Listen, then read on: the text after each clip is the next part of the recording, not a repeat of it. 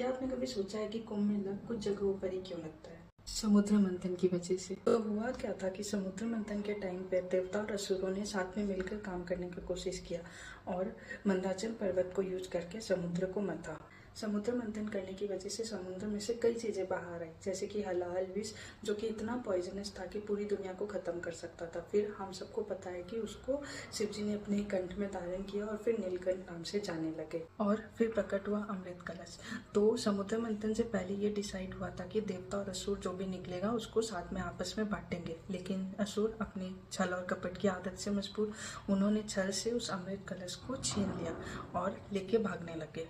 जैसे वो अमृत कलश को लेके भागने लगे, सारे देवता टेंशन में आ गए और दोनों देवता और असुरों के बीच में आपस में बहुत भयानक युद्ध छिड़ गया। और उस युद्ध करते टाइम उनकी छीना झपटी से, अमृत कलश की छीना झपटी से 4 बूंद जो है अमृत का, वो धरती पे गिर गया था। कहाँ पर? प्रयागराज, नासिक, हरिद्वार और उज्जैन।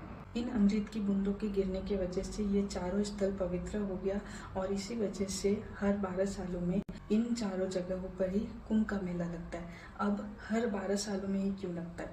वो इसलिए क्योंकि ये जो देवता और असुरों के बीच में अमृत कलश के लिए युद्ध चला था वो पूरे 12 दिनों तक चला था और देवताओं का एक दिन हमारे 12 साल के बराबर होता है, इसीलिए हर 12 सालों में ये कुंभ का मेला लगता है।